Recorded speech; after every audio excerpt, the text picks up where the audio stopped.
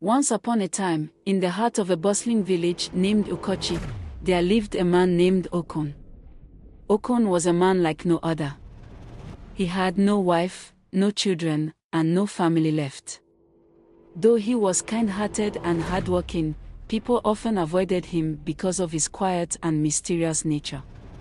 While the villagers gathered in the market square to share stories, Okon preferred to stay alone in his small hut, speaking only when necessary.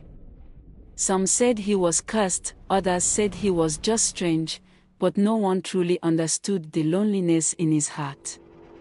Okon worked as a palm wine tapper. Every morning, he would wake up before the sun, take his climbing rope and gourd, and head deep into the palm tree grove. He climbed the tallest trees with ease, collecting fresh palm wine that the villagers would later buy. His routine was simple, his life uneventful. But what no one knew was that Okon had a secret, one so strange that even he could not explain it. Okon talked to his shadow. It had started when he was a young boy. Whenever he sat alone under the great baobab tree, he would whisper to his shadow on the ground. At first, it was just a game, like how children talk to their dolls or pretend to have imaginary friends. But as the years passed, his shadow seemed to respond. Not in words, no. But in movement, in shifting shapes, in ways that made Okon feel like he was never truly alone.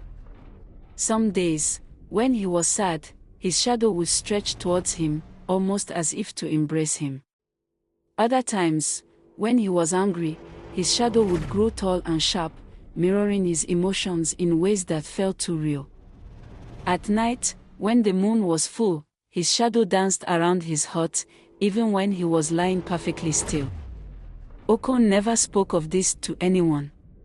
Who would believe him? Even he did not understand it. One evening, as Okon sat outside his hut, watching the sunset paint the sky in shades of orange and gold, he whispered to his shadow, "Why am I so alone? Why does no one see me?" To his surprise, the shadow flickered, and for the first time, he heard a whisper in return. "I see you, Okon. I always have." Okon jumped up, his heart pounding. He looked around, but there was no one there.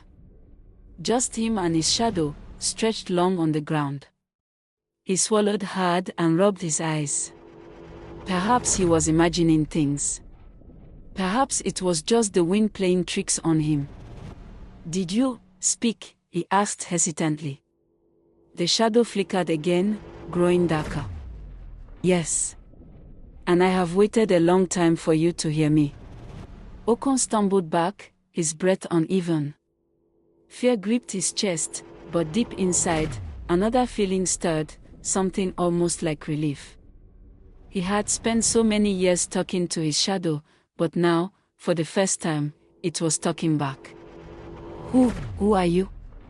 Okon asked, his voice barely above a whisper. "I am you," the shadow replied. "And I have been with you since the day you were born." That night, Okon could not sleep. His mind raced with questions. Was he cursed? Was he losing his mind? But deep down, he knew the truth. This was no trick, no illusion. His shadow was alive. The days that followed were filled with wonder and fear. Whenever Okon spoke, his shadow answered. It told him things he had never known, things he had never seen. It knew the hidden paths in the forest, the secrets buried beneath the village, and even the thoughts of the people around him. But more than that, the shadow understood Okon in a way no one ever had. It laughed with him, it comforted him, it shared in his loneliness. And slowly, something began to change. Okon no longer felt alone. He stopped longing for the company of the villagers. He stopped wishing for a wife or a child. His shadow was enough. Then, one fateful night, as the moon shone brightly over Okachi, Okon made a decision that would change his life forever.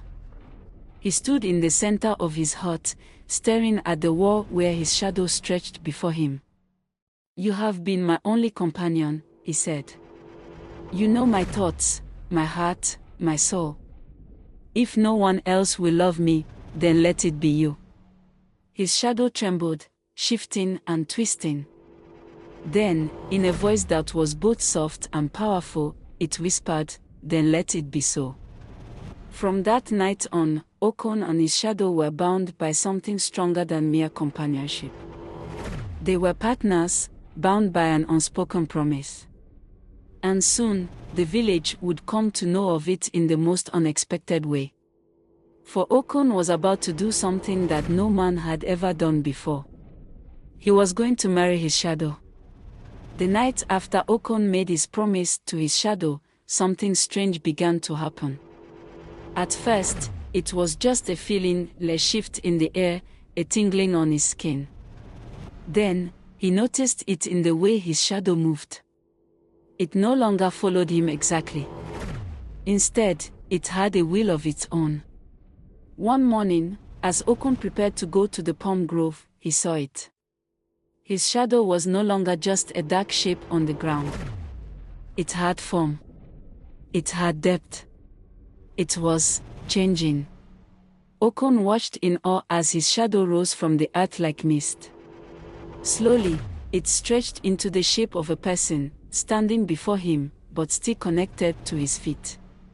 The shadow had no face, no eyes, but somehow, Okon knew it was looking at him. His heart pounded, but he was not afraid. Instead, he felt something he had never felt before, a deep, unshakable bond. "You are truly here," he whispered. "I have always been here," the shadow replied. Days passed, and Okon and his shadow grew closer. They spoke of many things, of the village, of the world beyond Ukochi, of dreams and fears. Okon no longer ate alone, no longer sat in silence. The villagers, however, began to notice his strange behavior. They saw him laughing and talking to what seemed like empty air. Some whispered that he had gone mad. Others believed he was dabbling in dark magic. One evening, as Okon walked through the marketplace, a woman named Mama Ebo stopped him. "Okon, my son, why do you talk to yourself so much? We see you, day and night, speaking to the air.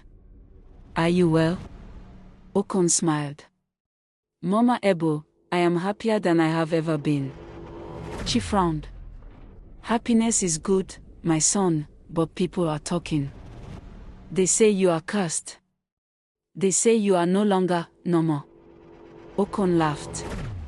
"Let them say what they want. They do not understand." But the villagers were not so easily satisfied. Whispers turned into rumors. Rumors turned into fear. Soon, people began avoiding Okon even more than before. They refused to buy his palm wine. They crossed the road when they saw him coming. But Okon did not care. For he was no longer alone. And soon, the village would learn just how deep his love for his shadow had grown. One fateful evening, under the full moon's silver glow, Okon stood outside his hut and made a grand declaration. "Shadow, my dearest friend, you have been my companion in loneliness. You have laughed when I laughed and remained when all others left. Will you marry me?" The air grew still, and then, in a voice like the rustling of leaves, the shadow replied, "Yes, Okon. I will be your bride."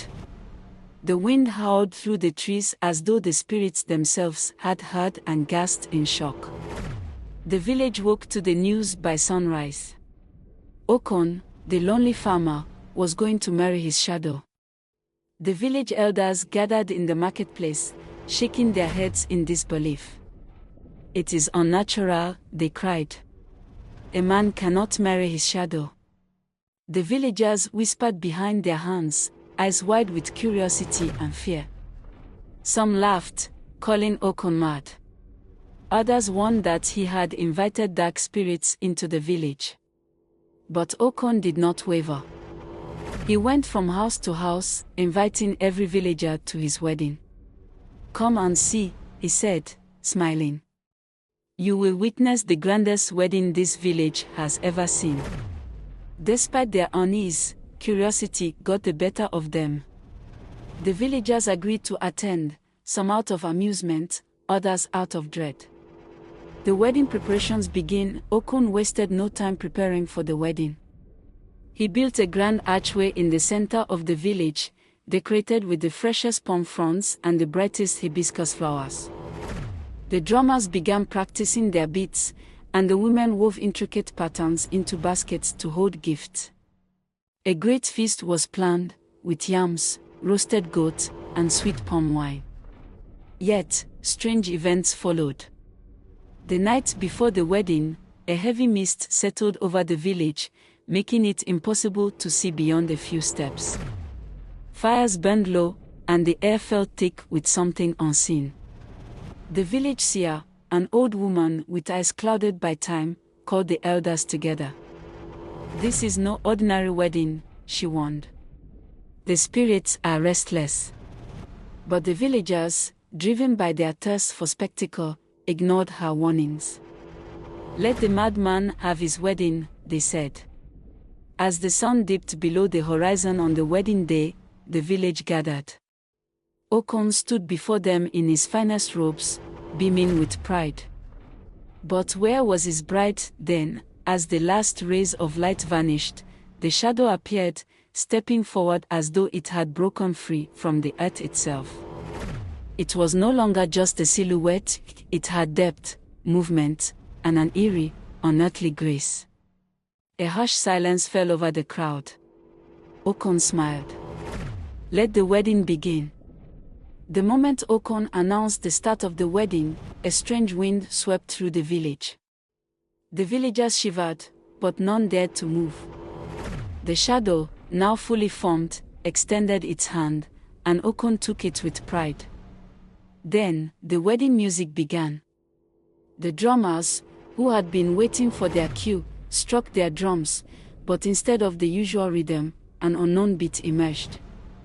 It was hypnotic, filled with energy that no one had heard before.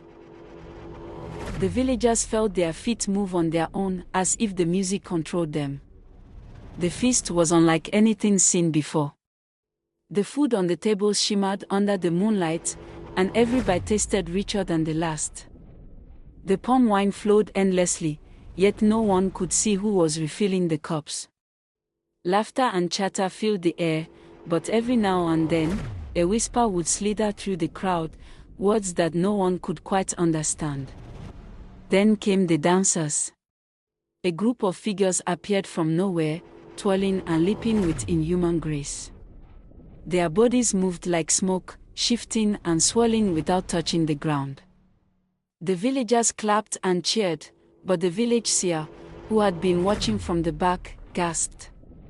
She saw what no one else did: these dancers had no feet.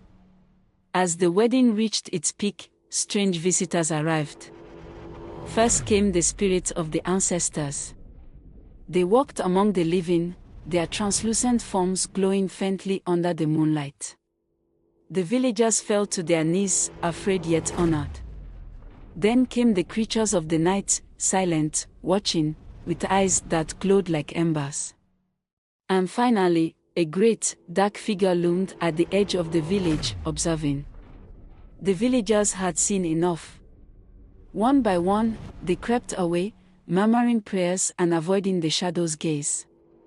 Soon, only Okon remained, dancing joyfully with his bride as the supernatural guests celebrated with him. By the time the first rays of sunlight touched the village, all was silent.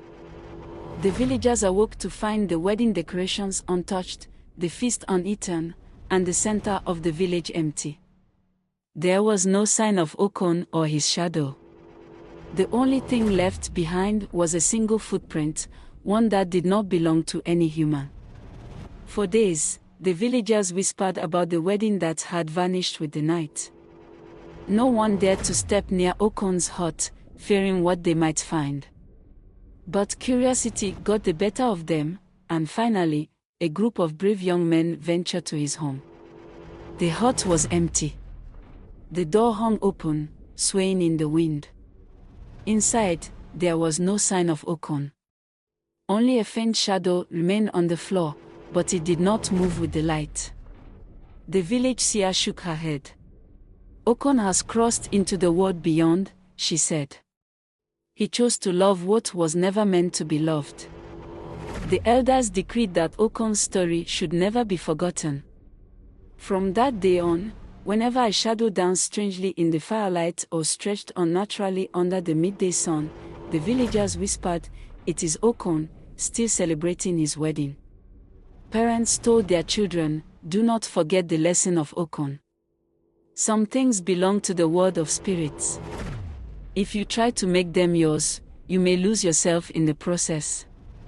And so, the tale of the man who married his shadow was passed down through generations, a warning and a wonder, forever etched into the heart of the village. Thank you for watching. Please like and subscribe for more stories like this.